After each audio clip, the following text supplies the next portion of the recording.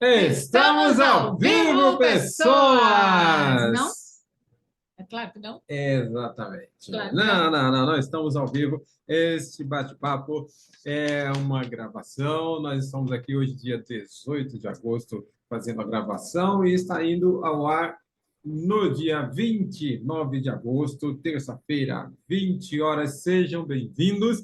E mesmo assim, vocês podem compartilhar aí. Começou, está no ar mais um bate-papo aí, edificante do Ministério Adorarte. Se você não conhece o Ministério Adorarte, nós somos de Inairo Amorim. Então, conecte-se às nossas redes sociais, que são Instagram e Facebook, @Adorarte_Online. e no YouTube. Ministério Adorarte. Isso aí, pessoas. Hoje nós vamos conversar sobre o tema pecado, realidade ou ficção. E aí, vocês vão poder aqui, no decorrer do nosso bate-papo, à medida que você vai assistindo, aí você pode ir colocando comentários aqui. Apesar, apesar de vocês não interagirem hoje ao vivo, vai ter fogueira aqui para o nosso convidado, né? Então, inclusive, o nosso convidado que já é sócio e hoje quarta live do nosso convidado. E aí já está no ponto. Figurinha? Tem sim. Estou esperando só você fazer a apresentação e aí a gente vai mostrar para o pessoal aqui quem é o nosso convidado, Gisele. Aqui. Nosso convidado hoje é o pastor Roberto Naves Amorim. Ele é pastor da Igreja Cristã Evangélica do Setor Oeste, é presidente da Missão Evangelho e Ação e escritor e locutor do devocional Bom Dia, que já tem sido traduzido para mais de 15 idiomas. Exatamente. Quarta live do pastor Roberto com a gente. Então, vamos aqui mostrar quarta live aqui, ó. Sócio 4 estrelas, então, gente. É isso aí. Parceirão aqui. Parceirão é tetra, parceiro do Adorante aqui. E a gente brinca, né? Toda vez que tem as lives com o pastor Roberto, né? Eu digo, é Amorim também, então é o tio Roberto aqui. Pastor, muito obrigado por atender mais uma vez o nosso convite. Deixamos contigo a palavra para a sua saudação àqueles que estão nos assistindo. Muito bem, meninos, prazer estar aqui com vocês novamente. E a todos que estão aqui, né, nessa live, desejo as ricas bênçãos do Senhor para a vida de todos, apesar que o assunto hoje é um assunto importantíssimo, que se alguma pessoa será transformada, escute aí, ela precisa entender muito bem o assunto de hoje. Eu até diria que não existe um verdadeiro seguidor de Jesus e um cristianismo autêntico sem a devida compreensão do tema de hoje. Então, eu quero dizer para todos que fiquem aqui, continuem ouvindo, porque é algo transformador. Na minha aula, eu dou aula de teologia no NEB, Núcleo de Estudo Bíblico da minha igreja. O assunto é santidade, santificação do Espírito. É o assunto, estamos estudando sobre o Espírito Santo e falando sobre santidade. Eu disse para eles lá, como digo aqui, sem entendermos a necessidade de santidade, o povo de Deus, nossa vida vai prosperar muito pouco, que inclui essa luta com o pecado. E você que está me ouvindo, que ainda não pensou sobre a realidade do pecado, você precisa ouvir, porque a sua vida eterna com Deus ou sem Deus é tudo uma realidade ligada ao pecado. O pecado precisa ser tratado. Então, bem-vindos todos aí nessa live. Muito bom, muito bom. Não vai ter, então, aqui a interação ao vivo, mas tem hashtag Pastor Roberto na fogueira. Então, podem deixar com a gente aqui, pessoas, que nós temos aqui uma pauta. Vamos seguir aqui a nossa pauta. E aí, nós queremos deixar aqui para vocês irem também comentando. À medida que vocês forem assistindo, vão comentando aqui. Você acha que o pecado é uma realidade ou uma invenção humana? Então, nós hoje falando sobre pecado como realidade ou ficção, deixamos para você essa pergunta. Vamos iniciar, Pastor Roberto, conceituando como normalmente fazemos. A teologia sistemática define o pecado como a amartiologia, né? A área da teologia sistemática que estuda o pecado.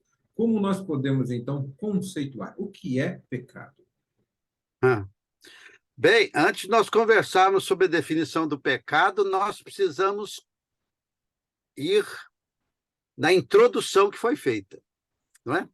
Sobre o pecado, realidade, né? Como é o nome, realidade ou ficção, né? Como é que é Isso. colocado?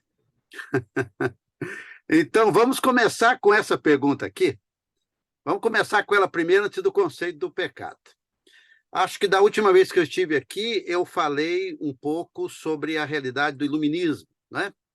Século XVII, desenvolvimento que desenvolveu no século XVIII, 2 séculos depois da Reforma Protestante. Então, em primeiro lugar, eu quero explicar por que nós estamos confusos com a realidade do pecado ou da ficção do pecado.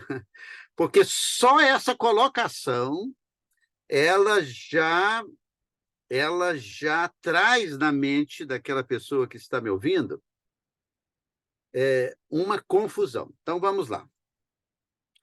Antes da Reforma Protestante, basicamente, nós não temos problema com o conceito do pecado.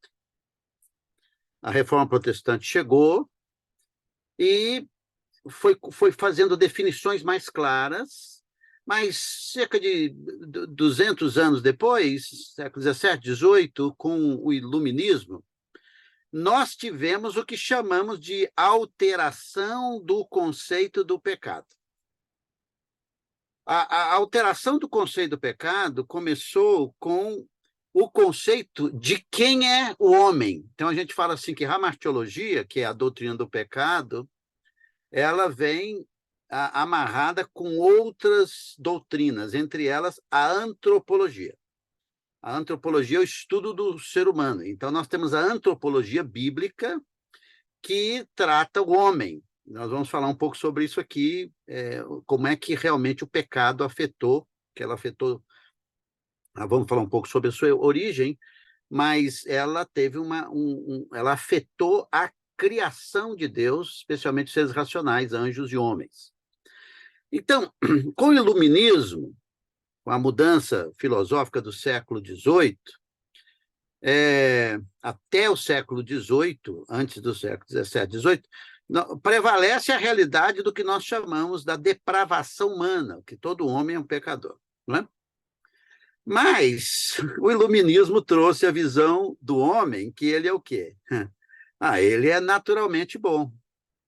E que os problemas do ser humano estão ligados a quê? Está ligado à ignorância dele, ao sofrimento. Então, o que nós precisamos para fazer com que o homem esteja bem e ele mantenha nessa caminhada boa? Nós precisamos dar educação para o cara. Então, se nós dermos um bom conceito educacional e um bom conceito cultural, se nós desenvolvermos o homem na sua bondade, e isso, a partir do iluminismo, houve o afloramento dos conceitos da ciência e da tecnologia, o homem sendo inerentemente bom, o mundo vai melhorar. Até que chegou o quê, gente? A Primeira e Segunda Guerras Mundiais, né? A hora que os homens começam a se matar, a hora que temos o Holocausto, está aí na história, a hora que temos a Guerra Fria, então começamos a entender que o homem não é naturalmente bom. Então o conceito desse naturalmente bom já é visto de forma prática num conceito embasado na antropologia humana de que o homem é bom e precisa apenas ser tirado da sua ignorância e do seu sofrimento, nós vamos ter um mundo melhor, e isso não ocorreu e até hoje não ocorre. Mas enfrentamos grandes problemas quando vamos falar do pecado, porque o homem começa com esse conceito: não, mas eu sou bom. Eu sou bom. Então, esse é um problema para entender o pecado. Outra coisa também que impede o homem de entender o pecado é o conceito de que o homem, tudo a partir do iluminismo e do século XXI também, as pessoas são produtos do seu ambiente, da sua educação social, dos seus impulsos, não é? Do seu psique. Então, o homem, ele sendo bom, ele é um produto desse meio, e o que precisa fazer para ele é uma reprogramação da sua vida. Então, nós precisamos trabalhar com comportamento, nós precisamos trabalhar com uma nova didática de ser, e aí você vai ter o quê? Você vai ter um ladrão transformando-se em um homem produtivo, porque ele foi reeducado. O ambiente dele gerou esse ladrão, esse homem que pensa só em si. Então, acabamos por colocar defeitos na vida desse homem de fontes externas. Não, foi onde ele foi criado, é a questão do pai, é porque ele não teve educação. Não, ele é muito impulsivo. Não. Aí começaram uma série de doenças que vão demarcando o ser humano. Então, ele não é um filho rebelde, ele tem um problema opositor. Essa é a realidade hoje. Então, nós não classificamos pecados, ele está justificado dos seus erros devido a questões do ambiente, da educação social, da sua personalidade impulsiva e também das questões psicológicas. E a gente, então, foi criando uma série de questões para poder ajudar esse ser humano, para que ele possa entender que ele tem até problemas físicos, não são mais problemas morais. Outro problema em relação ao pecado é a mudança no relativismo moral, né? O certo não é mais errado, perdão, o certo não é mais certo, o errado é certo, o bem não é bem, o bem pode ser mal e o mal pode ser certo, então nós não temos mais conceitos absolutos e a vida é vista tudo de maneira subjetiva, né? Então, quem é que vai determinar o que é certo e errado? As pessoas, e não mais Deus, não mais um livro, não mais a verdade da palavra que determina o que é certo e errado, né? Então, isso aqui é outra realidade que nós temos desse relativismo moral, que diminui, né? Faz as pessoas perguntar se o pecado é realidade ou ela é uma utopia, né? E outro conceito, para terminar, sobre a realidade do pecado, é que as pessoas não gostam de pensar em si como más, né? Porque o pecado, conforme definido na Bíblia, que nós vamos falar também, ele chama a pessoa de mau, de rebelde, de iníquo, de ímpio, que ele violou a lei de Deus. Mas dizer isso dá um conceito assim muito negativo para o ser humano, e as pessoas não gostam dessa questão negativa, não é?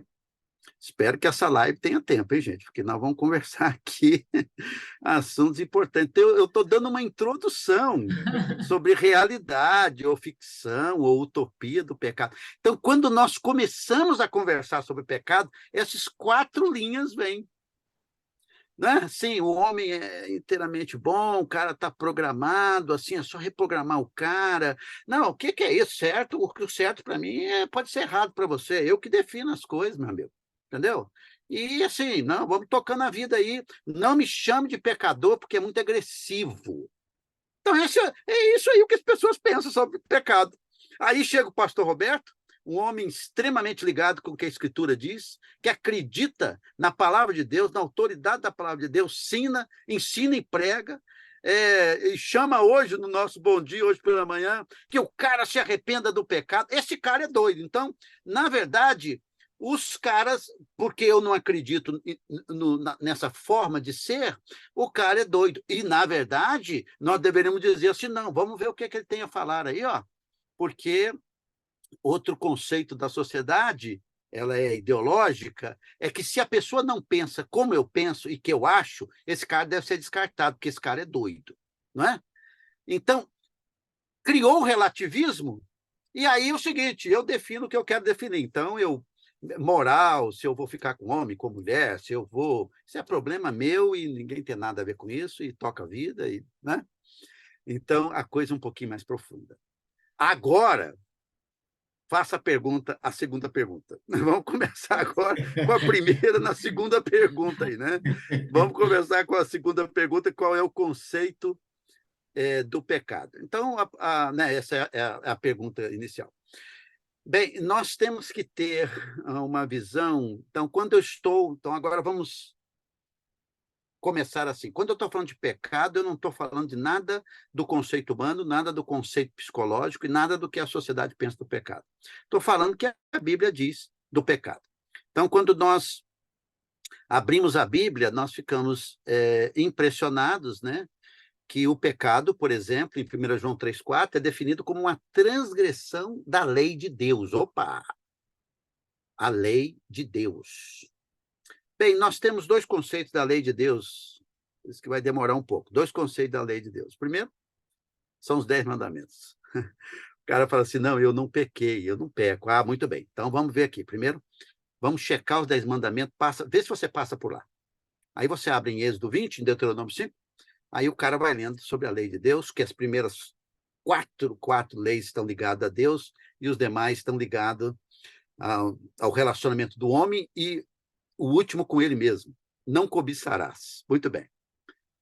Então, em primeiro lugar, o conceito de pecado está ligado ao que nós chamamos a pessoa de Deus. Transgressão, rebeldia. Claro que a palavra ratá, do hebraico, principal, e harmatos, do grego, hamartia, do grego, que tem o hamartal, que é o verbo, está ligado com errar o alvo. Então, pronto.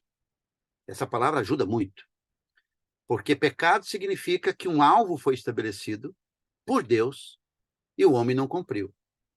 O ser humano não cumpriu. Então, por exemplo, como nós acreditamos claramente no criacionismo, que Deus criou todas as coisas, criou o ser humano, e o homem, segundo a Bíblia, ele vem do primeiro homem, Adão e Eva, os pais da raça. O pecado na raça humana vem da violação ou transgressão, errou o alvo de Deus, que era não comer do fruto. E, então, ele comeu, errou o alvo, não é? Transgrediu a lei de Deus. Do ponto de vista bíblico, toda transgressão das Escrituras, a começar dos 10 mandamentos, da lei de Deus, é o pecado. A pessoa não se adequou àquele padrão. Eu estou explicando aqui muito pequenininho, porque é muito mais profundo. Temos várias palavras gregas e temos várias palavras hebraicas e gregas. Nós temos palavras, por exemplo, a diquia, que é a injustiça. Temos a eusebia, do Novo Testamento, que é a não piedade, mas assim, não piedade é impiedade. Quer dizer, o conceito é muito grosso, denso, e que faz com que o indivíduo tenha uma responsabilidade com Deus. Então, por exemplo, no conceito claro do pecado, alguém diz assim, vamos ser prático, né? Não, mas eu não pequei. Então, vamos começar aqui com os 10 mandamentos, dar uma lida nos 10 mandamentos, e ninguém vai escapar. Todos nós desobedecemos pai e mãe. Todos nós... E outra coisa, não é só o comportamento. Jesus disse, por exemplo, ao definir a lei, ele diz... Não, o cara diz, eu não mato. Ele diz, mas Jesus diz, qualquer um que odiar o seu irmão já matou. Qualquer pessoa. Qualquer ódio, qualquer ira no coração, viola os 10 mandamentos. A cobiça. Querer o que é do outro. Ninguém está vendo, ó. Ninguém está vendo. O cara está lá, não está nem sabendo o que o cara está querendo. Mas Deus diz que dentro do coração do sujeito é que brota tudo isso. E define a cobiça no 10º mandamento mostrando lá dentro do coração do cara que o cara está complicadésimo diante de Deus. Então, mais ainda, o conceito do pecado é que todos pecaram, Paulo diz isso. E se nós queremos entender muito bem o pecado aos ouvintes, eu quero que você leia o livro de Romanos, capítulo 1, 2 e 3. É amplo o conceito, mas eu gosto, eu acho importante as definições, né? Porque deixar bem definido, né? O pecado é essa realidade do homem não se conformar à vontade de Deus em seu comportamento, em seu pensamento, em suas reações, né? O pecado, a pessoa não vive de forma ativa ou passiva naquilo que Deus quer, né? E como nós vamos ver aqui na origem do pecado, nós vamos entender que o pecado é essa busca de autonomia do Criador. Eu substituo Deus pelo eu sou o centro, né? E claro que associado ao pecado aí, né, estão os seus produtos diretos, né? O orgulho, o egoísmo, a idolatria e tantas outras coisas. Então, eu só queria dizer assim, a grosso modo, para poder entender, o conceito do pecado está ligado a Deus, essa rebeldia, essa não conformidade com a vontade de Deus, essa autonomia de Deus, essa troca de Deus por mim e porque eu quero e acho, e essas e tudo isso e muito mais que fere a santidade de Deus, que obviamente traz consequência e juízo de Deus ao pecador e ao pecado. Muito Tinha bom. mais coisa para falar, mas eu acho que é suficiente. Tem muita coisa para falar. Não, né? Vamos Muita conversando coisa. aqui. É. Geralmente, ateus e alguns teólogos liberais ou neoliberais defendem que a palavra pecado foi inserida na Bíblia durante o seu processo de tradução. Isso procede? Esse é outro erro, né? Você não tem a Bíblia como autoridade, a gente está falando sobre isso aqui, né? Os conceitos, quando o cara, a mente existe para justificar a vontade, né? Você não crê na Bíblia, então você vai criar tudo, né? E, na verdade, você precisa fazer isso. O pecador e o pecado, ele precisa primeiro destruir a fonte. O que é que ele faz? Mentalmente destrói a fonte. Então, ele usa a palavra assim. Na verdade é o seguinte, não, houve uma introdução do termo pecado na Bíblia e foi colocado. Vou contar uma história para vocês, eu que já li a Bíblia quase 90 vezes. Quase 90 vezes. Antes de morrer, 100. Eu gosto quando as pessoas falam assim, não, que a Bíblia diz isso, eu digo sim, onde você lê isso na Bíblia, cara? Então, um minutinho. Eu tenho que falar com propriedade. Meus últimos 40 anos de vida é totalmente ligado com a palavra de Deus. Então, vou explicar uma coisa aqui para o ouvinte nunca esquecer. Só tem 4 dos 1.189 capítulos da Bíblia que o assunto pecado não entra. O termo pecado, ou as suas implicações diretas ou indiretas, ou o próprio termo pecado não entra, dos 1.189. Quais são os 2 capítulos? Gênesis 1 e 2. E o outro? Apocalipse 21 e 22. Por quê? Porque a realidade do pecado entra no capítulo 3. Ok? E o pecado é punido no capítulo 21 e teremos novos céus e nova terra. Uma das coisas maravilhosas é entender que a criação antes do pecado não precisa tratar o pecado. E, na nova criação, a coisa maravilhosa é que o pecado não existirá mais. E é interessante que a terminologia do pecado, nós temos o conceito embutido em Gênesis 3. Não entendeu Gênesis 3 na raça humana, porque temos o conceito do pecado, vamos responder aqui a origem dele, vou falar aonde ele iniciou. Então, a Bíblia, nós temos 1.185 capítulos da Bíblia que trata a realidade do pecado. Então, essa introdução, essa colocação, meu amigo, o cara não quer crer na Bíblia. Então, tem que fazer um argumento. Porque se ele ler a Bíblia, ele vai ver do capítulo 3 até o capítulo 20, e a condenação do pecado no capítulo 21 de Apocalipse, meu amigo,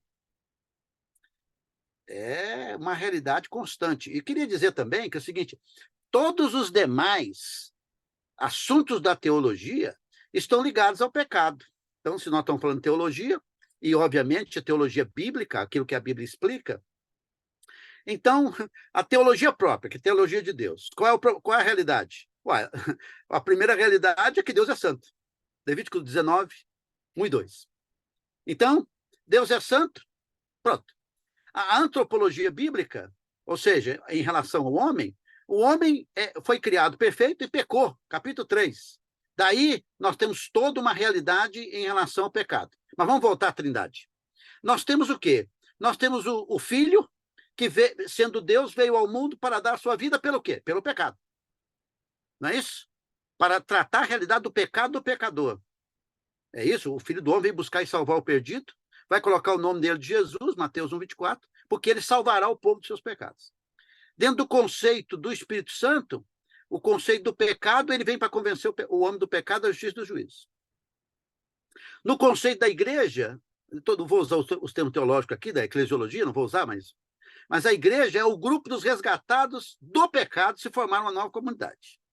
Sobre escatologia, o futuro, Deus vai tratar com o pecado. O que é o Apocalipse? Deus vai tratar com o pecado.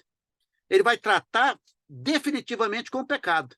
Primeiro, vai permitir o auge do pecado, depois, com o anticristo, com os demônios que serão soltos do fosso, vai tratar com Satanás, prendê-lo, vai mostrar o que é uma vida sem pecado dos 1000 anos com Cristo, e depois vai julgar todo mundo. Todas as doutrinas das Escrituras, soteriologia, salvação. É salvação do quê? Do pecado. O cara diz assim, Jesus salva, aí o cara colocou embaixo, salva do quê? Pergunta maravilhosa, salva do quê? Não é isso mesmo? Então, nós temos todo esse conceito, o conceito dos anjos, angelologia. Nós temos os anjos que não pecaram e os anjos que pecaram, que são chamados, o quê? De demônios, com exceção do próprio líder deles, que tem duas nomenclaturas claras, diabo e Satanás. Então, tira a Bíblia. Acabou, você está tranquilo, ó. Tira a Bíblia aí, acabou, beleza. Troca a Bíblia, você está tranquilo. Inventa a Bíblia, você está tranquilo. Muda o que você acha na interpretação da Bíblia. Todo mundo está tranquilo. Mas a Bíblia mesmo, de Deus, essa que você tem na sua mão, que você pode baixar aí no seu celular, ela está confrontando o pecado. Então, olha, os liberais perderam. Ok? Porque eles vêm lá do conceito do iluminismo, trouxeram a cabeça dele, o racionalismo, para dentro da escritura. Não. A hermenêutica é diferente. Aqui é a autoridade, eu submeto a minha mente ao que a Bíblia diz. E ao que ela diz, não ao que dizem que ela diz, ou sob um conceito de uma estrutura cristã, da cristandade, como os católicos romanos, que a autoridade não é a Bíblia, é a igreja que interpreta a Bíblia. Então, nós também não acreditamos nisso. Né? Então, a reforma maravilhosa trouxe a Bíblia para o povo. Leia a Bíblia aí, meu amigo, que você vai ver o que Deus está falando com você. Leia. Amém. Terceiro ou quarto? Vamos embora. A questão da origem do pecado. Há aquela pergunta que, geralmente, né, nas primeiras aulas, num curso de teologia, né, o professor joga lá para os seus alunos, né? A origem do pecado, a origem do mal, foi Deus que inventou o mal? Quem inventou o mal? Qual é o pecado original, pastor? Primeiro, Deus não é autor do mal, né? Deus é santo. A gente vai falando, você vai entrando em assunto. Por exemplo, nós vamos entrar na antropologia. Aí, quando você entra em antropologia, na doutrina do homem, diz assim, o homem tem livre-arbítrio. Dependendo do que você está falando sobre livre-arbítrio. Né? O livre-arbítrio em quê? O livre-arbítrio moral, ele não tem. Mas ele foi criado. Livre. Em livre vontade. Os anjos foram criados em livre vontade. Agora, não confunde o livre-arbítrio moral com o livre-arbítrio, a liberdade que eu tenho de pegar esse celular e colocar aqui porque eu quis fazer isso aqui. Então, sobrou, tem um resquício da realidade do ser humano em que ele é livre, mas não moralmente. Então, vou voltar isso aqui, porque quando Deus criou os seres, anjos e homens, criou os livres, sabendo. Bom, é só ler a Bíblia que você vai saber que Deus sabe muitas coisas que você acha que sabe e que acha que ele não sabe, mas ele sabe. Então, assim, essa visão de Deus é uma coisa tremenda. Então, veja bem, Deus não é o autor do mal, porque o livro de Isaías diz isso. Deus não se contamina com o mal. Ele é santo. Isaías capítulo 6 é um clamor. Mas ao criar suas criaturas, vamos começar pelos anjos. Nós temos dois seres inteligentes na criação de Deus, que são os anjos e os homens, sendo que o ser humano é a coroa da criação. O ápice da criação de tudo é o ser humano, criado à imagem e semelhança de Deus, declarado em Gênesis 1 e declarado também no Salmo 8.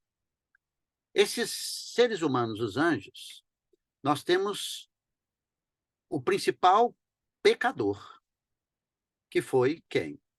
Conforme Ezequiel, capítulo 28, e Isaías, capítulo 14, versículo 9 a 14, né, em diante, nós temos a origem dessa rebelião no céu. O assunto de Isaías 14 e de Ezequiel 28 está falando de dois reis. Só que quando você vai ler o texto, aquilo extrapola a realidade daqueles reis.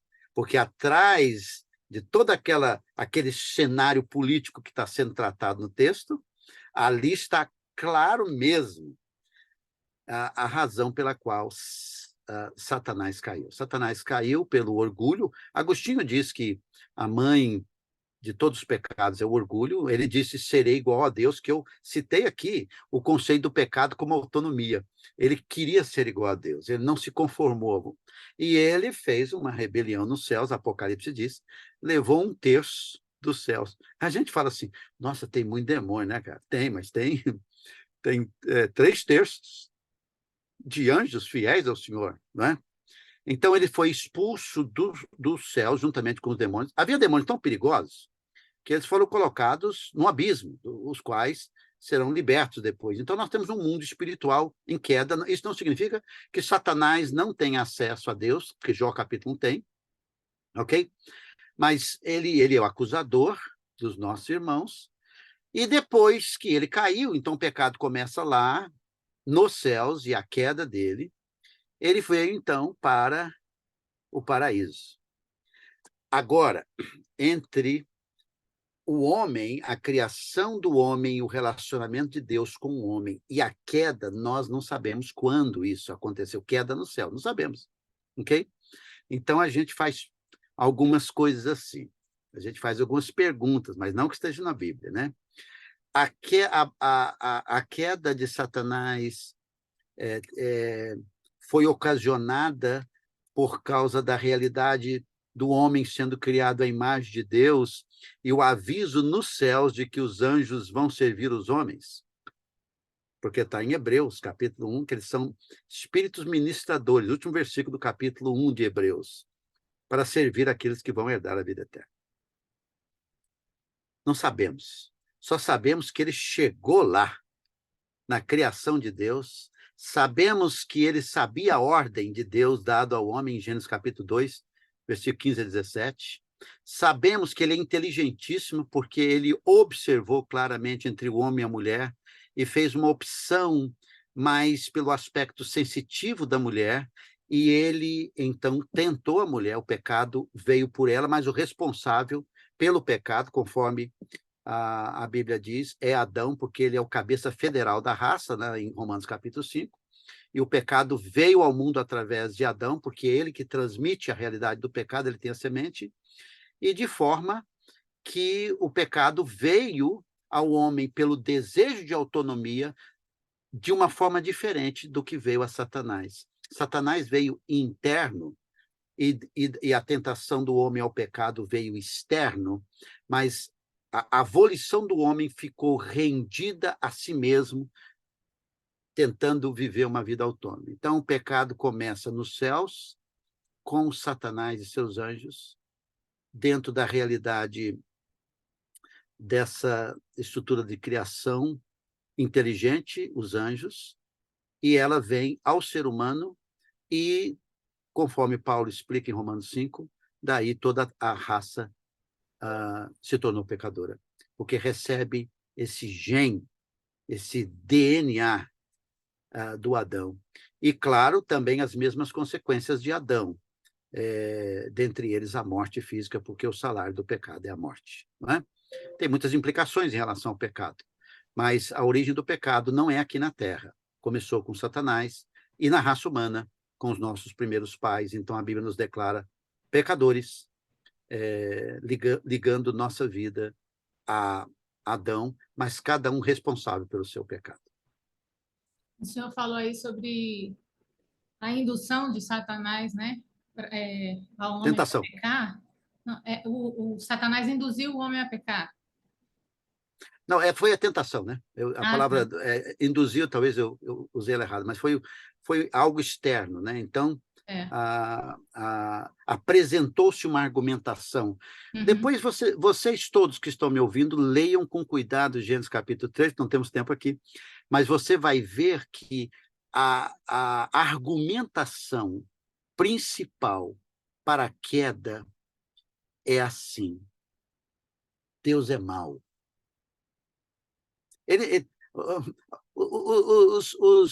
Os ateístas estão muito longe de Satanás, porque Satanás acredita em Deus, ó. Ok? Essa é uma... Ele acredita, ele diz assim: Deus é mau, porque vocês não vão morrer. Ele sabe que o dia que vocês comerem, vocês vão ser iguais a ele. Ó. Mas o argumento entra com Deus. Você vê aqui como é que são as coisas? Não mudou muito, não. Mas é um argumento. É um argumento.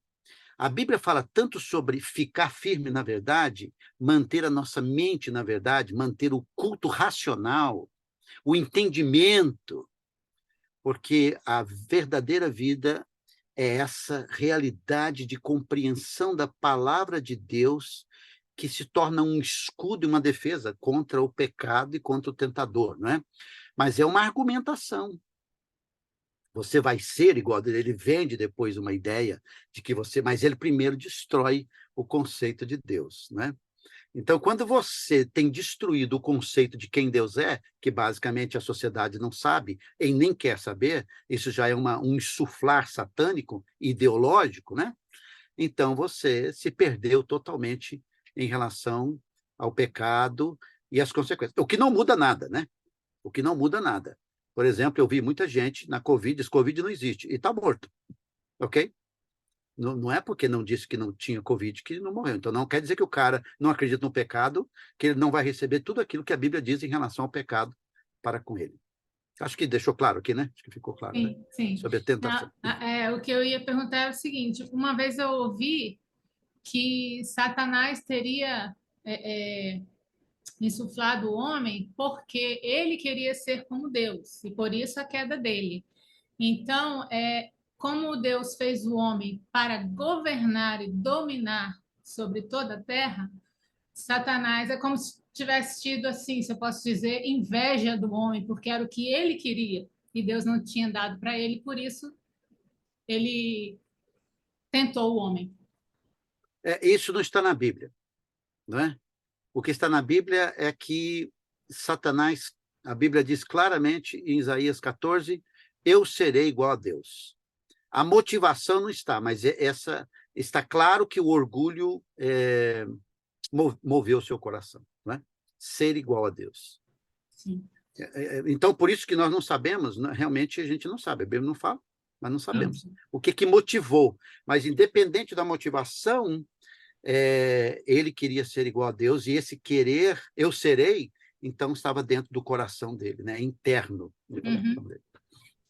E daí é então que vem a expressão de que o homem é, por natureza, pecador, por conta de Adão. Porque alguém pode dizer, como assim que eu sou pecador? Que quem pecou foi Adão, eu não pequei, por que eu sou pecador? Nós herdamos a natureza adâmica, a gente diz. Nós herdamos.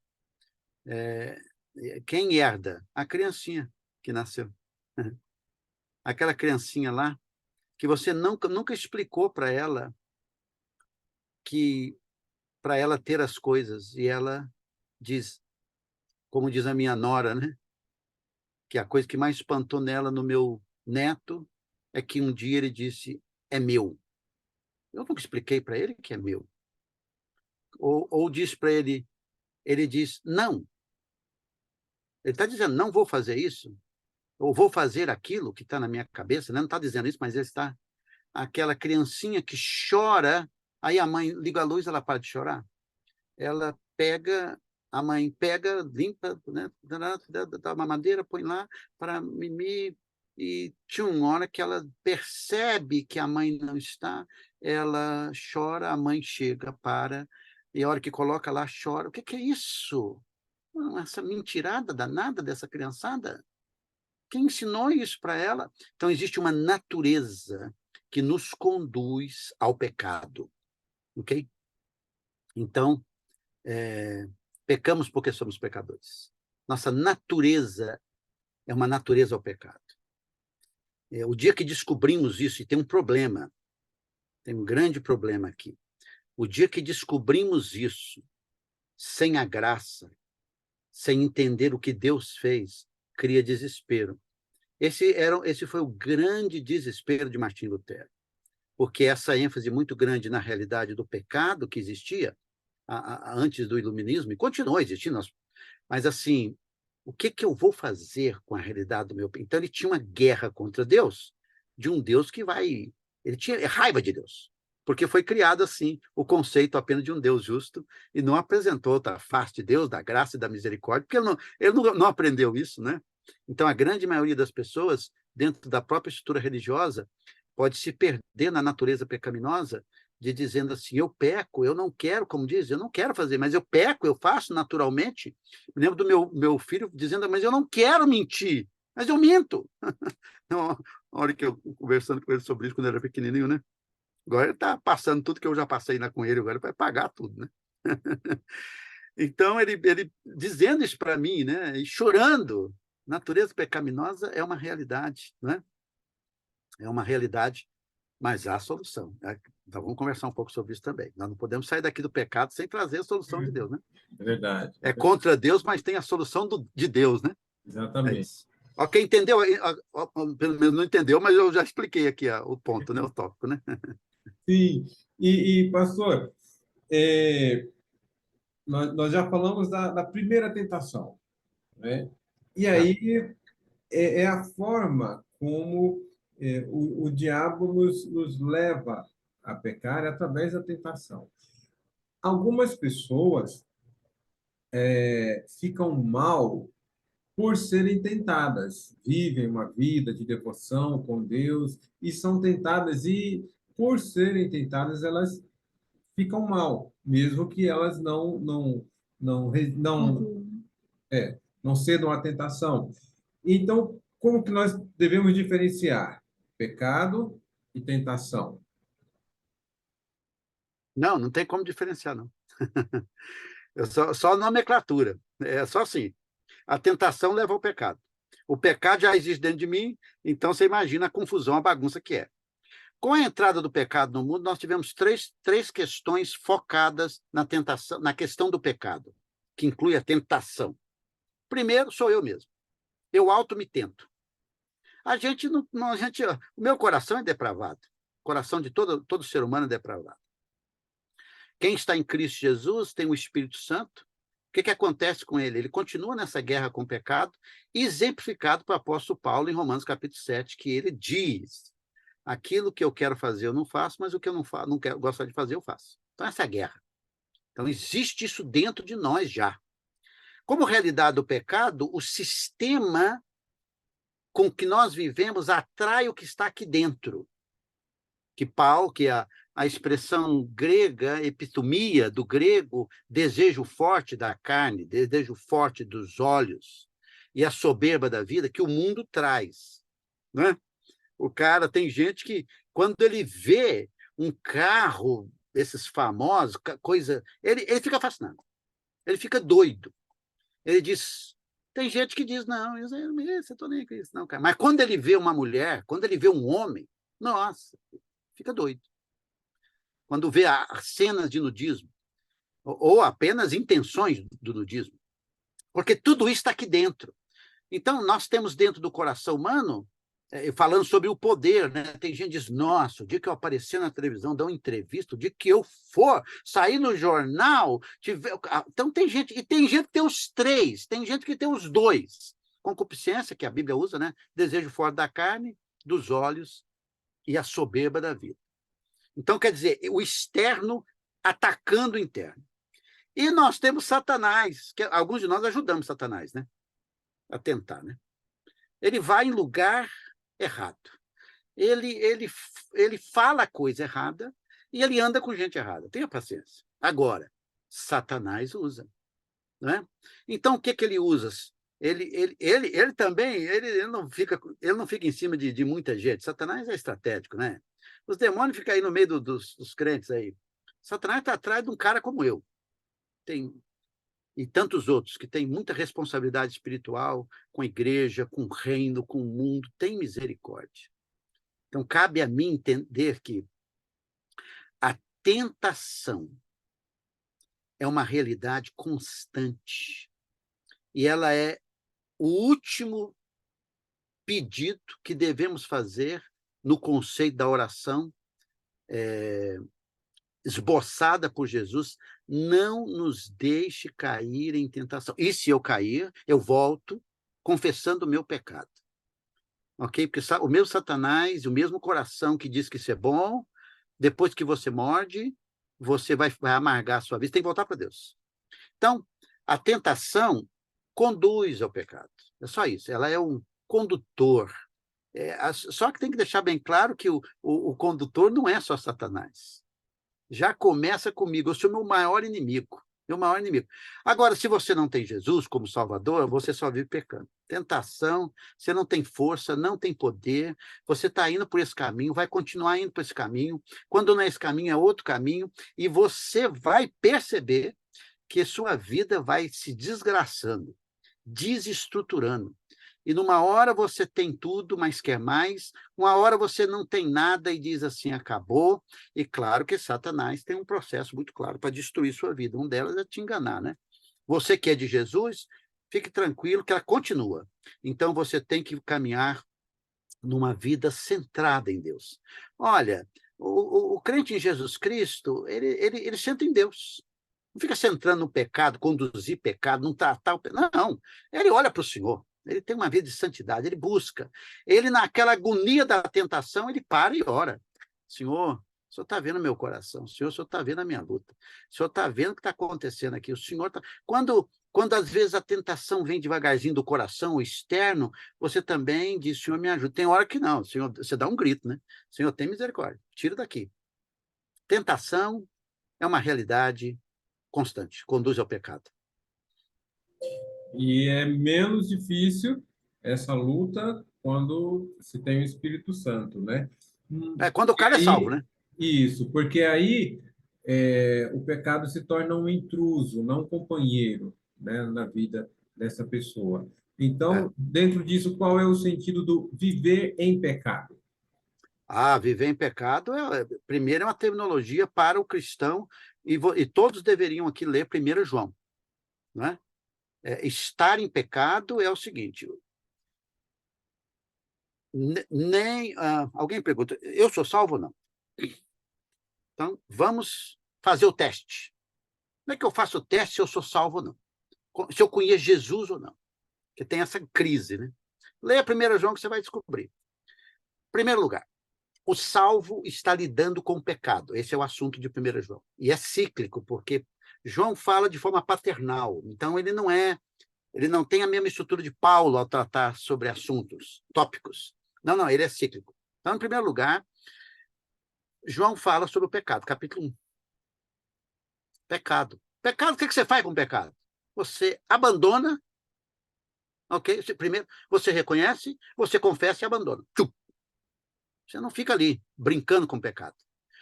Todo verdadeiro cristão está lutando para uma vida santa. Não pode viver em pecado. Segundo, obediência a Deus, que é o caminho, é a vertente contra o pecado. Está lá em 1 João. E terceiro, amor aos irmãos. Por quê? Porque qual é o problema do incrédulo? O problema do incrédulo é assim, ele é centrado no pecado, centrado, rebelde contra Deus e vive para si.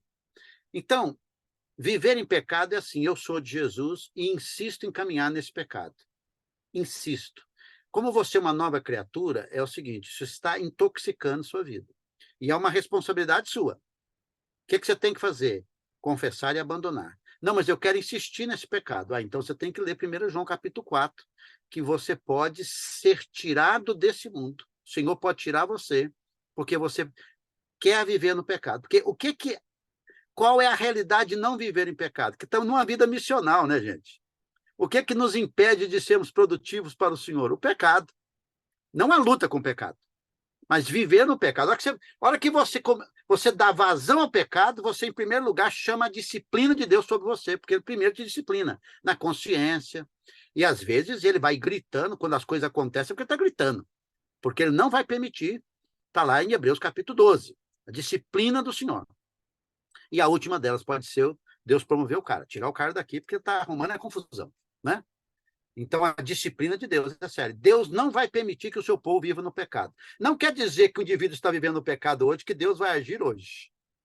Mas a primeira ação de Deus é na consciência pelo Espírito. Segundo, Deus usa os irmãos. Você já viu os caras quando estão vivendo no pecado? Na vida congregacional? Ele vai cair, ele vai embora. Ele vai devagarzinho. Ele sentava lá na frente, senta no meio, senta atrás, até que ele vai embora. E depois ele vem uma vez. Porque se você tem uma igreja que prega, ensina a palavra de Deus, ela está confrontando sempre. Precisamos de confronto sempre, né? Esse conceito do viver em pecado não dá para o povo de Deus. Agora, os incrédulos continuem cantando a música, o hino do Zeca Pagodinho, deixa a vida me levar, né? É verdade, desse jeito. E no caso das crianças, pastor, a partir de que época, de que idade elas são imputáveis pelos seus pecados? Porque tem a questão de uma criança recém-nascida, por exemplo, e aí tem problema Essa de é uma outra saúde. pergunta. Essa é outra pergunta que nasce no conceito, sempre que estamos falando do pecado. Então, em primeiro lugar, toda criança nasce com o pecado, né? Agora, Romanos, capítulo 5, diz que o pecado não é levado em conta quando não há lei. Então, a natureza da criança que é pecadora, importante lembrar que é pecadora, mas ela não tem um parâmetro ainda.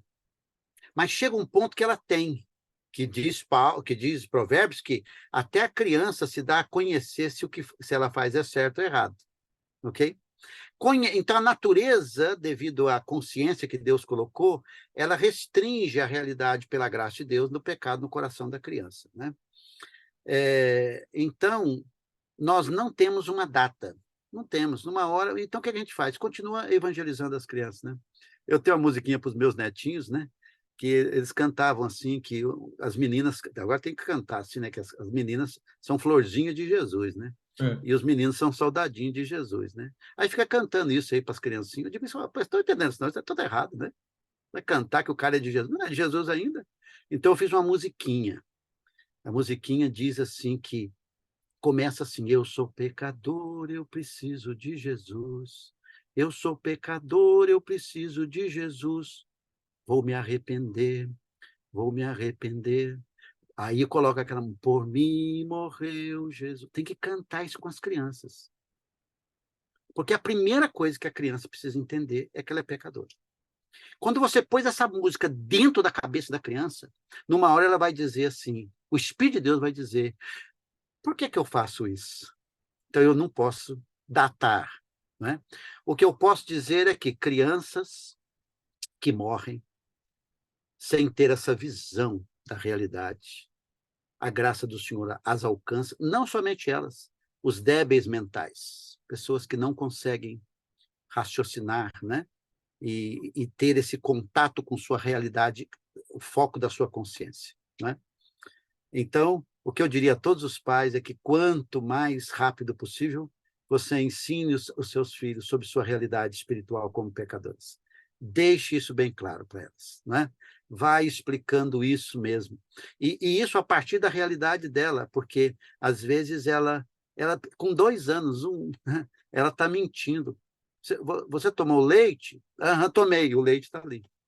Aí o pai não aproveita a oportunidade para explicar sobre, né? E vou dizer aqui para chutar o pau da barraca, quanto mais você alimentar esses conceitos psicológicos comprados do mundo dentro da vida da igreja e da família, pior para o entendimento da realidade humana, pecaminosa do ser humano. Então, nós temos que, assim, nós temos que nadar muito, viu? Nós temos que, assim, é uma luta hoje, ideológica, quem dera fosse só o mundo do pecado. Agora está dentro das igrejas um punhado de coisas pecaminosas que a gente está defendendo, e defendendo as crianças aí com um punhado de coisa, com nomes e nomenclaturas, que é contra a Escritura. Então, quando essa criança grita com você, ela está manifestando o coração dela de rebeldia. Você precisa sentar com essa criança e conversar e estabelecer o padrão da autoridade, não do autoritarismo, da autoridade. Porque a Bíblia diz que você é pai e mãe. Você senta com essa criança e diz, você tem que obedecer, aprender a obedecer. Né? Fica com essa conversinha de transtorno da oposição aí, que vocês vão ver onde é que vai parar essa criança. Então, assim, espero ter esclarecido aí de forma mais equilibrada. Né? Sim, sim. E aí, você pincelou lá no início em relação a quando começou a se mudar a teologia em relação ao pecado. Quais foram, então, sendo mais explícitos, o que é que nós podemos citar hoje em relação à deturpação, o que fizeram, o que tem sido pregado até em alguns púlpitos, em redes sociais, em plataformas digitais, que é uma deturpação do pecado, da doutrina do pecado? Não, a deturpação da doutrina do pecado é não crer no pecado.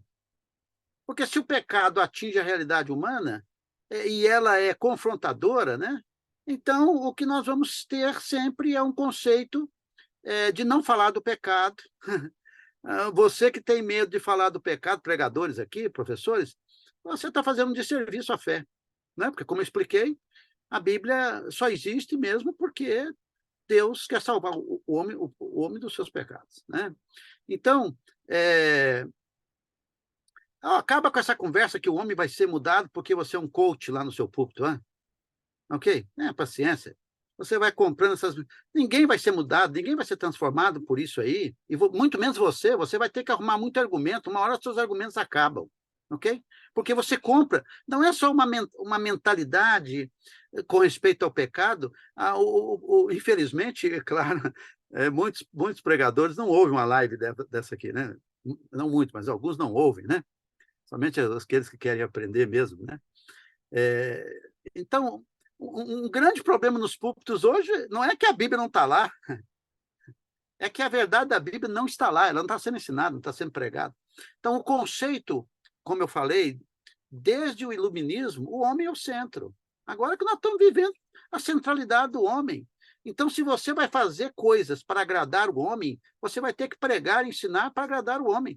E para agradar o homem é simples, é só tirar o pecado, você vai ter um punhado de coisa para agradar o homem, mas você desagrada a Deus, não é? Então, só repetindo aqui, né,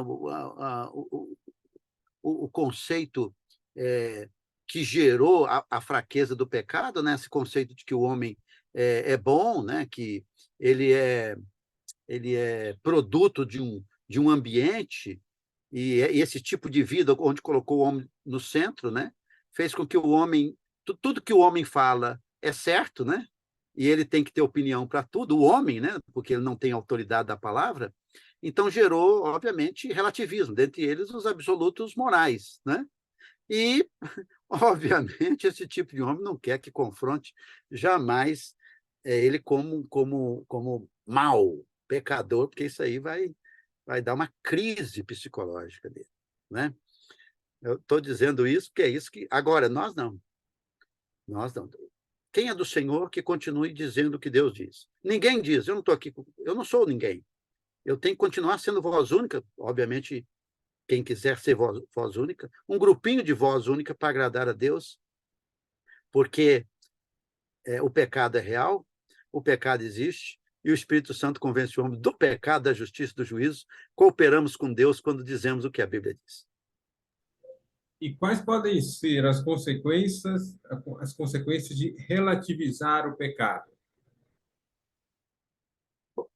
Do ponto de vista social, vamos pensar do ponto de vista social primeiro, né? Antropológico do mundo. É o que está em Romanos capítulo 1. Quando o ser humano relativiza o pecado, fica tranquilo, o homem pecador vai dar vazão ao pecado e tem uma hora que Deus vai abandonar o cara, está lá em Romanos 1. Uma demonstração da relativação social do pecado é a vida moral. Ok? Quando você vê próprios crentes em Jesus Cristo dizendo, não, eu vivo com a minha namorada. Relativizou o pecado. Ok? Então, todo mundo faz isso. Relativizou o pecado. Aquele negócio que mãe fazia, mas você não é todo mundo. E Deus agora tem que falar, você não é de todo mundo. Eu tenho agora, estou pregando para evangélico, né? Porque eu não estou acreditando que esses evangélicos de igreja que foi batizado, todo mundo desse pessoal é salvo. Estou acreditando. Estou acreditando. Estou acreditando no cara. João Gilberto, que eu tive lá em Uberlândia, ele tem mais de 60 anos, vice-presidente da igreja onde que ele está, pregou domingo passado, ele falou para mim assim, eu era jovem quando eu evangelizei, ele é mais velho que eu, ele falou para mim assim, nunca esqueça aquela quarta-feira, Roberto, que você falou para mim assim, o seu problema é o pecado, você chega na sua casa, você confessa a Deus os seus pecados, abandona os seus pecados. E eu fui para minha casa e fiz isso, e minha vida mudou. Entendeu? Então, assim, nós vamos continuar falando, mas relativizou o pecado, nós vamos ter problemas morais. Nós vamos ter uma flacidez social grandiosa. Nós vamos ter isso experimentado na família, por exemplo. Você vai ter filhos matando os pais. Você vai ver vidas tirando a vida, porque se eu não tenho uma resposta para os meus problemas existenciais, que foi me proposto, que fim, que objetivo é a vida? Então, é sério. Agora, para o povo de Deus, tenha paciência, né? Você relativizou o pecado, você está dizendo assim, eu não levo a sério a santidade de Deus. Você vai ficar, sua vida vai ficar sem propósito, né? Parecido com o incrédulo, né? Que a gente usava uma expressão muitos anos atrás, né? Um shampoozinho, né? Denorex, parece, mas não é, né? Então, parece shampoo, mas não é. Não parece anticaspa, mas não é. Quer dizer, o cara não sabe o que é. Então, você relativizou o pecado, você vai viver como mundano. E é contra a Bíblia. É contra... O Senhor Jesus disse em Apocalipse 22:11, que o ímpio ande na impiedade, que o impuro continue na impureza, mas que o justo pratique a justiça e o santo vive em santidade. Deixa o mundo viver como quer. Você quer viver no pecado, cara? Viva aí do jeito que você quer. Quem vai tratar o pecado do ponto de vista global é Deus no tempo dele.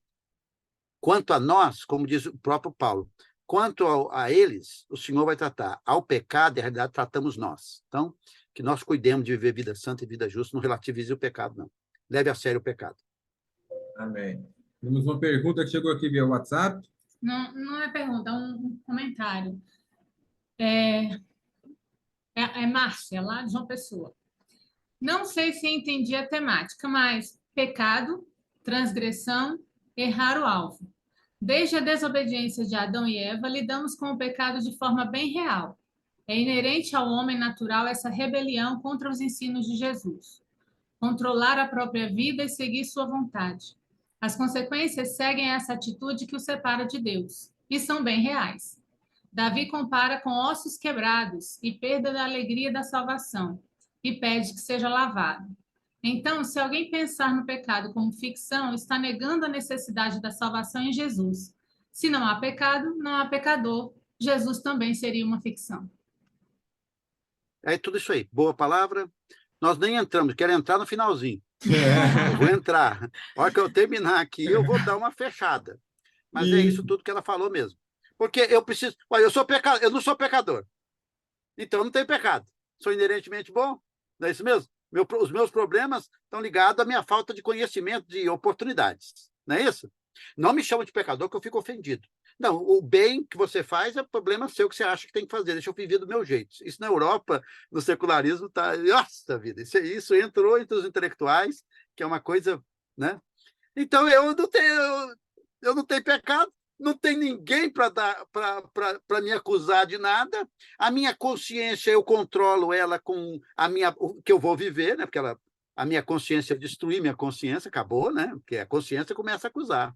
Aí você vai ter que fazer outras formas para fugir dessa consciência. Então, se eu não sou pecador, eu preciso de Salvador. Então, quem é Jesus? Ninguém. É um fruto de uma religião chamada cristianismo. Acabou. Verdade.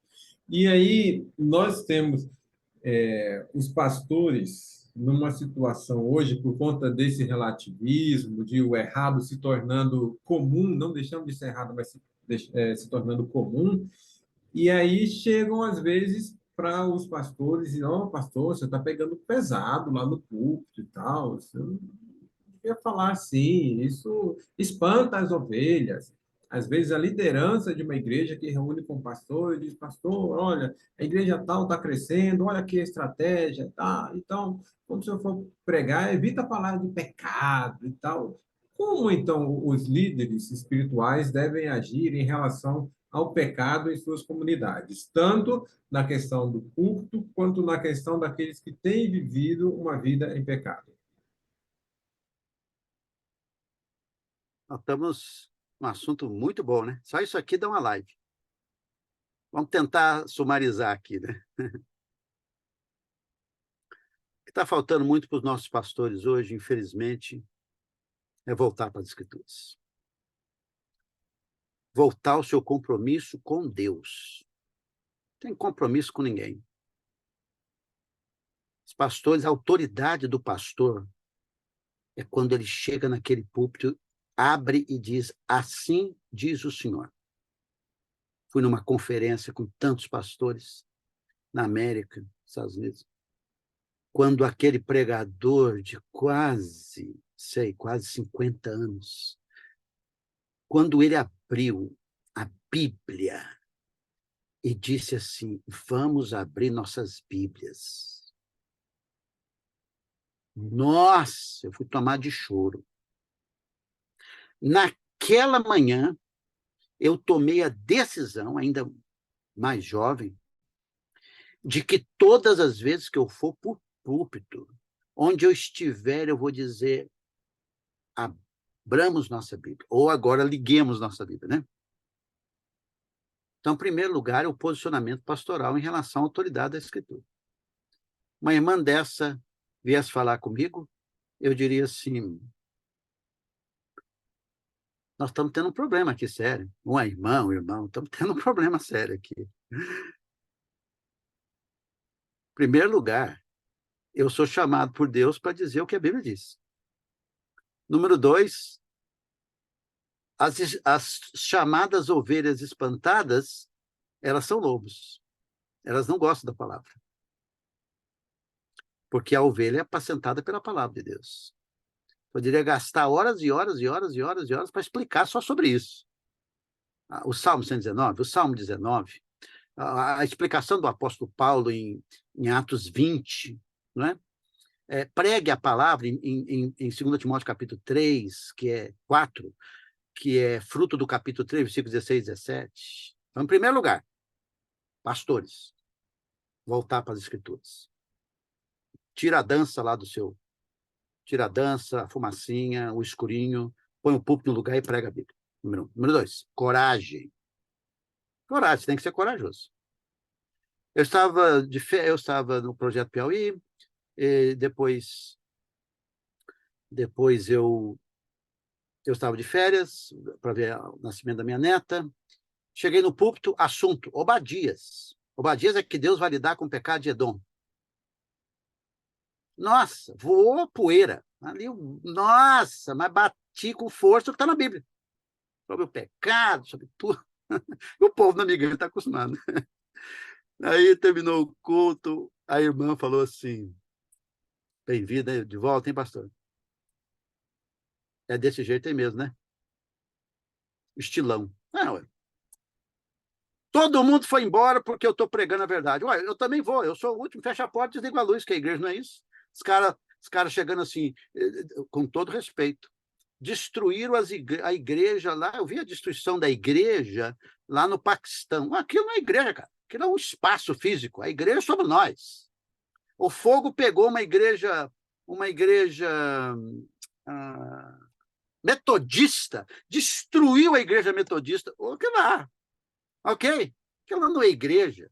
Igreja agora, alô, WhatsApp, Facebook, vamos reunir, ó, lá nas cinzas, hein? Cada um tem sua cadeira, não tem som, o violão queimou, vamos arrumar um violãozinho aí, nós vamos cantar aqui, adorar o Senhor, vamos ouvir a palavra, orar uns pelos outros, depois nós vamos embora. Acabou, a igreja. Tá chovendo, leva agora a chuva, hein? Esquece não, hein? Então, um minutinho, gente. E desde quando que igreja, ovelha da ditame da liderança pastoral? Você está entendendo? Então, tem pastores muito medrosos, precisa de coragem, cara. Ele está preocupado com a autoimagem. Para não dizer que isso é um dos grandes problemas do suicídio pastoral, sabe? Pastor tirando a vida. Eu vou dizer para todos os pastores, se o negócio estiver ruim na sua igreja, você sai da igreja, não tem problema não. Vai para outra igreja, que não vai faltar.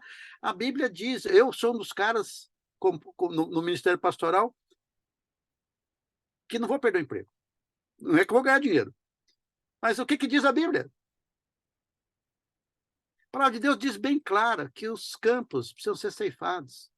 Não é isso mesmo? O que não vai faltar. Eu estou tentando lembrar a palavra que Jesus disse que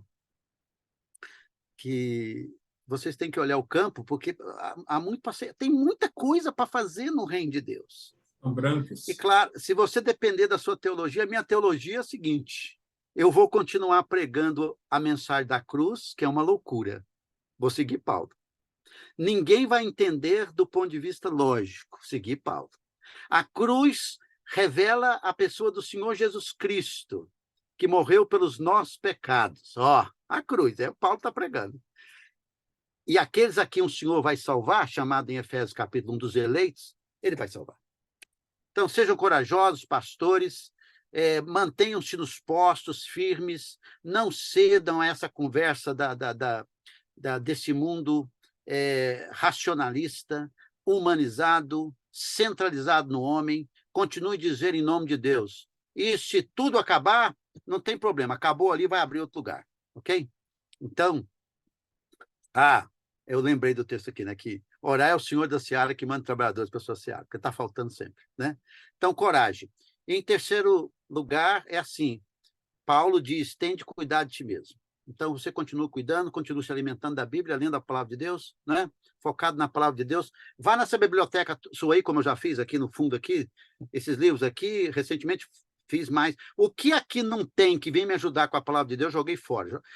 No início, depois da metade do meu ministério, eu joguei uns 20 caixas fora. Não tem lixo aqui. É só tudo que me ajuda na escritura. Entendeu? Vou ficar inspirado. E quarto, claro, você precisa ouvir uma live dessa aqui, você precisa ouvir. Eu quero dizer, você, pastor, precisa ouvir todos aqueles que falam sobre os puritanos, para você ficar inspirado, entendeu? Você tem o coração cheio. E todos esses, e estão aí os grandes pregadores, né? Muitos deles americanos e poucos no Brasil, e alguns aqui na América Latina, né? Mas continue inspirando o seu coração pelas Escrituras. É isso aí. Você, Deus, outro, tá ficando doido da cabeça. Terminou? Se terminou, tem uma coisa para falar antes de terminar. Tem o arremate, né? Porque nós vimos, pecado é uma realidade. Ok. E qual é a solução para o pecado? Isso! Estava esperando essa pergunta sua aí. Em primeiro lugar, vou evangelizar aqui. E quero ajudar todos a evangelizarem. Jamais comece evangelizando as pessoas pelo amor de Deus. Paulo não começou assim. Paulo abre Romanos 1, 2 e 3 e ele diz assim, todos são pecadores. Ok? Então, todos são pecadores. Nós somos pecadores na natureza e porque temos essa natureza, pecamos. Nós pecamos, nós falamos, nós agimos, nós reagimos. Paulo, a Bíblia diz que todos são pecadores, todos pecaram.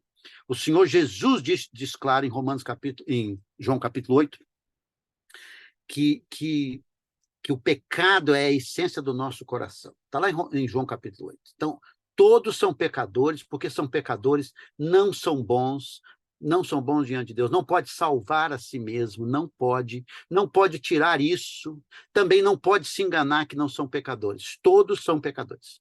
Não existe uma realidade tão clara na Bíblia do que o homem sendo pecador. Então, quando você souber cada vez mais disso, isso vai gerando o quê? Uma angústia, isso é do espírito, ok? O que eu faço? Tem mais. Eu sou pecador, não posso me salvar e eu estou debaixo da ira de Deus. Romanos capítulo 5. Olha, se você morrer hoje, sem tratar o seu pecado, você vai ao inferno.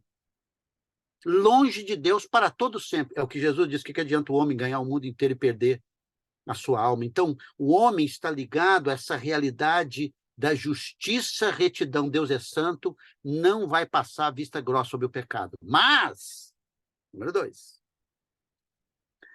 ele é um Deus santo, mas é um Deus de amor. Os pecadores, conforme Romanos 5, é chamado de inimigos de Deus. Mas Deus é amor. Deus é gracioso. Deus é bondoso. E o que ele fez? Ele se tornou um homem. Para reconciliar esse pecador, ser humano, não anjos, com ele, ele veio ao mundo, se tornou um homem. Jesus se tornou. Essa é a solução. Não há solução sem Jesus Cristo. Ele se tornou um homem como eu e você. Veio aqui fazer o quê? Então vamos pensar isso, né? Ele se tornou um homem para que ele pudesse nos salvar dos nossos pecados. O nome Jesus significa, em hebraico, Yeshua, Jeová salva. Yahvé é o Salvador. Ele veio para salvar dos nossos pecados. Aí ele diz em João 3,16, porque Jesus diz, porque Deus amou o mundo de tal maneira que deu o seu Filho unigênito. Quem? Ele. Para que todo que nele crê não pereça. Está vendo aí? Ó, perecer, a condenação, Jesus está dizendo. Mas tem a vida eterna. Aí você lê o versículo 17 em diante, diz que a condenação é esta, que os homens amaram mais as trevas do que a luz. Então, ele diz, e o Filho veio não para condenar o pecado, mas para salvar. Então, essa realidade entre justiça e amor de Deus. Então, você só vai entender o amor de Deus quando você entender o peso do pecado. E eu tenho que me prostrar diante desse Deus Santo, baseado no que Cristo fez. O Senhor Jesus Cristo, o pecado vai condenar. Então, o que aconteceu para o pecado ser condenado? O próprio Jesus se tornou homem e recebeu na cruz a condenação, a ira de Deus, cumprindo o quê? Cumprindo Isaías 53, que diz que quem matou Jesus? Os meus pecados. Não, Senhor. Foi o Pai. É chocante, né? Porque a Bíblia diz que ele fez enfermar e fez cair sobre ele os nossos pecados e sobre ele recebeu a ira de Deus. Paulo diz que aquele que não conheceu o pecado, Deus, ele o fez, o Filho, pecado por nós. Então ele morreu. Mas Paulo diz que o salário do pecado é a morte. Mas ele não ficou morto. Por quê? Porque ele não tem pecado. Então ele ressuscitou. Essa é a espinha dorsal da nossa fé. Temos um Salvador vivo. 1 Coríntios capítulo 15. Então, qual é o chamado para você agora? O chamado simples é que você reconheça que é pecador. mude de mente em relação ao que Deus diz sobre os seus pecados, arrependa, confesse os seus pecados, creia na obra do Senhor Jesus Cristo e você será salvo. Salvo do quê? Da condenação que está pairando sobre você. Se você morrer sem Jesus, você está condenado. Essa é a mensagem do Evangelho e é o que precisa ser pregado. Então, se você que está me ouvindo, que entendeu isso, hoje é o dia de você se arrepender, crer no Senhor Jesus Cristo, entregar sua vida para Ele e ser verdadeiramente salvo da condenação do pecado. E aí? Aí você se torna uma nova vida. O Espírito Santo mora em você. Você vai ser uma outra pessoa. Você vai ter finalidade de vida. Você vai ter uma missão. Sua vida muda e você vai fazer duas coisas nessa vida. Usar sua vida para a glória de Deus e esperar o Salvador. Ou ele vai voltar, ou você vai morrer. Morte não tem mais problema para você, porque é só um portal para você se encontrar com o Senhor. É isso aí. Amém. Muito bom, muito bom. Pastor, deixamos contigo aí a palavra para as suas considerações finais. E nessas considerações finais, fale um pouco do projeto aí, do Radinho de Deus, né? O projeto Bom Dia, né? Que além dos devocionais diários, tem também esses outros braços, né? Que tem servido. Tem uma parceria com a Rádio Transmundial também agora, né? Agora, Pois é, fica à vontade para Então, falar. em primeiro lugar, porque eu acredito na Bíblia, eu comecei o Bom Dia, que é um versículo bíblico explicado e colocado na vida. Louvado seja Deus, o Bom Dia. Milhares. Tem pessoas que mandam para mim e dizem assim, pastor, eu passo para frente para não sei quantas pessoas, 500 pessoas, tem um lá na igreja, 2.000. Vou mandar um relatório, depois vocês vão receber também, sobre os dados do Bom Dia. É impressionante, né? Então, o Bom Dia está hoje traduzido para 15 línguas, agora estamos usando os conceitos da inteligência artificial, o alemão todinho foi traduzido e gravado em inteligência artificial, né? Gravamos rápido, né? E ficou perfeito. Fizemos testes com os alemães mesmo, então vamos soltar agora o conteúdo Barraça. Por quê? Porque eu creio na palavra de Deus, a palavra de Deus que para o povo de Deus tem que andar com Deus em santidade, e do jeito de Deus, por isso que eu escrevo, e creio que Deus quer salvar as pessoas. Então, sempre tem na semana um conteúdo como o de hoje, chamando as pessoas ao encontro com Jesus. Esse é o conteúdo do Bom Dia. Não é? Quero louvar a Deus por tanta gente que trabalha, que serve voluntariamente, e todos aqueles que contribuem, porque as pessoas contribuem, e nós estamos avançando no reino de Deus. Estamos hoje com quase 80 missionários que nós contribuímos, né, no Brasil e no mundo, missionários que estão levando a sério a pregação do Evangelho.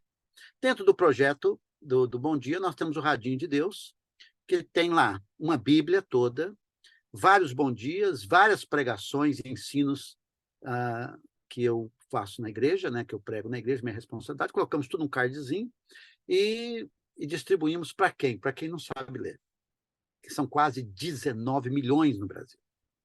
A visão disso aí não para. Então, agora, quem não sabe ler também inclui os senhores e senhoras e até cegos que perderam a visão, né? Então, chamo você também a contribuir. Um radinho desse custa R$ 95. É um investimento poderoso na vida de uma, duas, três pessoas. Estamos recebendo aqui agora uma pessoa missionários que foram evangelizar numa tribo indígena, né? Que já perdeu a sua língua original, fala o português, e estamos mandando agora mais 5 radinhos para lá, né?